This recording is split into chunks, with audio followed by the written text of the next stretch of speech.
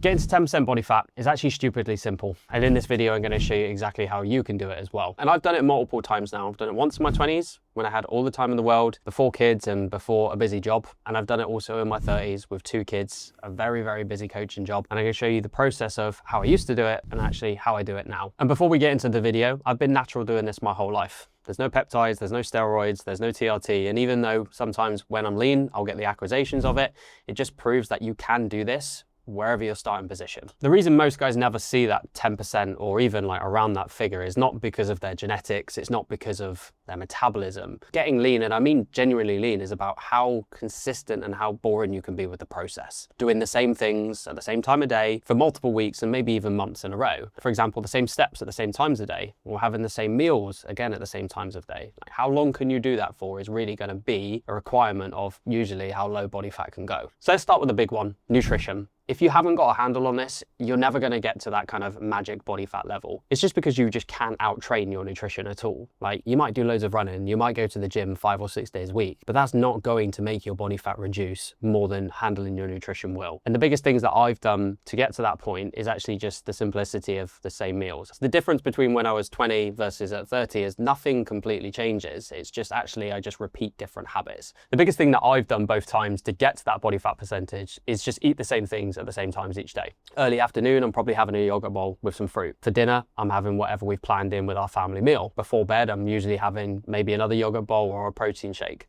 When it comes to your meals, I would honestly just pick 3 or 4 options that you can just rotate through for each of your meals you have. This way you just remove the decisions when it comes to losing fat, which is the easiest thing that you can do. No food's technically off limits here. Realistically, you can have a lot of foods that you enjoy, but what you want to do is feel full from these foods. You're never going to get to that lower body fat percentage if you're constantly overeating, if you're constantly snacking in the cupboards. You want to come away from your meals and feeling like you're actually satisfied after eating them. And if you go out for dinner and potentially obviously go out for a social event, then you plan ahead. As you look at the restaurant, where are you going? What are you going to pick for your main meal? And then how are you going to work the rest of your day in and around that? You don't need to stop living your life just because you're getting lean, but it involves the same thought process and planning that you do for your other meals. The goal is to make this so simple and so consistent that there is no reason why you can't fail. The next underrated tool is your steps. And I think honestly, every single day, the same step goal or a weekly average is going to be your biggest bang for your buck. And it's something most guys just don't do enough of. I'm not talking about brutal cardio sessions or running on a treadmill for hours. I'm talking about just going for a walk. The most simple thing that you can do on a daily basis, or if you work from home, potentially even just hopping on a walking pad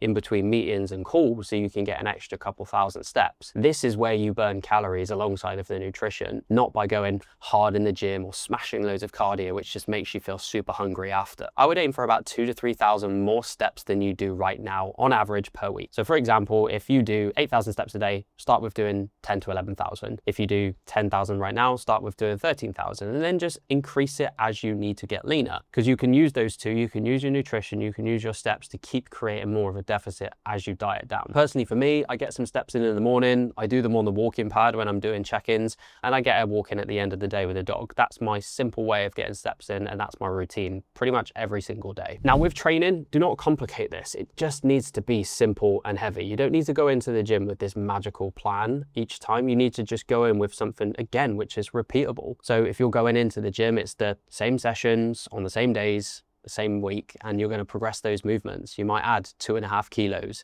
or you might retain your lift on a bench press by 2.5 kilos one week to the next.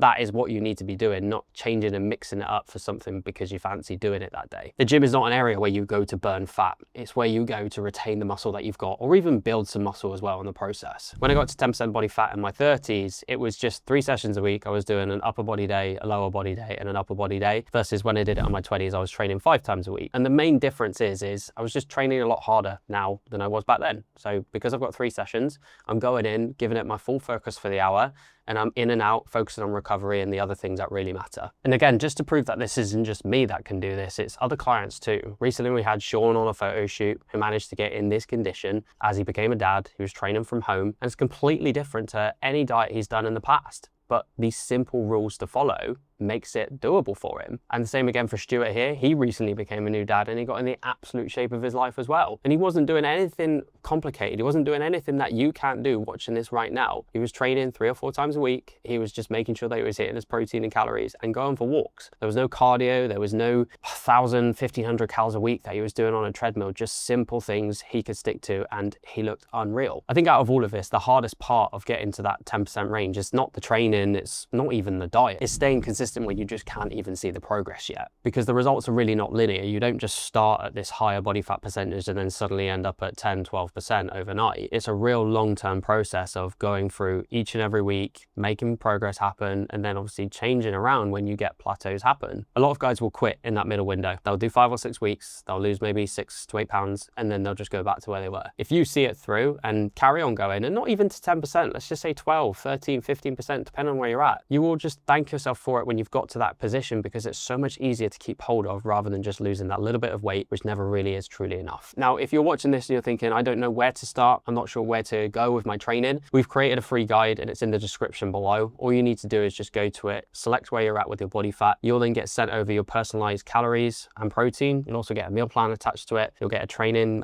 guide that you can follow as well. You'll get tracking sheets, and you'll get me in your inbox for the next 7 days explaining how you can follow this through and get the most from this process as well. And again, remember to subscribe for more videos like this.